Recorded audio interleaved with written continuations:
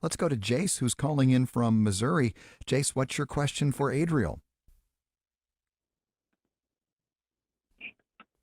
Hi, I have a good friend who was in a car accident and he lost his pregnant wife and 4-year-old daughter.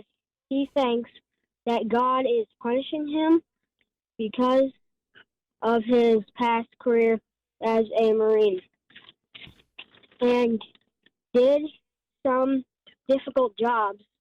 What can I say to help him realize that this is not true? Mm-hmm. Hey, Jace, thank you so much for giving us a call. And boy, I'm so sorry to hear about your friend and this terrible tragedy. And often when terrible things like this happen, we're looking for some sort of reason. We want to blame someone sometimes, and frequently people will blame themselves. And it sounds, Jace, like that's what your friend is doing.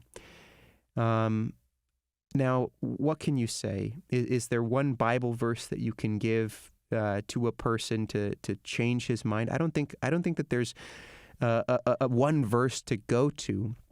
We know that we live, Jace, in a world that is full of sin and death, and that we, individually as sinners, participate in that.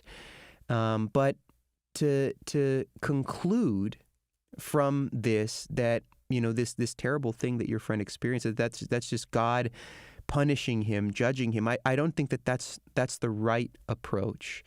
He needs to be comforted and reminded of the glory of God, the fact that God is sovereign even over these kinds of tragic things. I know that sounds strange, Jace, but I think recognizing, it's like Psalm 139 says, God has written each and every one of our days in his book, when as yet there was none of them.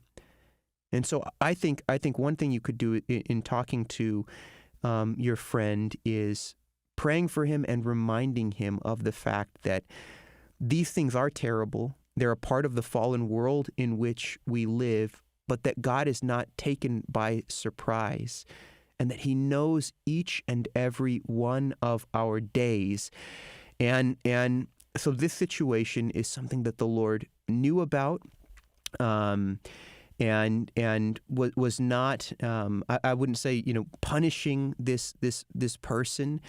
We have to be careful also when we think about the chastisement of the Lord, right? When we sin, God does discipline us as Christians, and it's always out of love.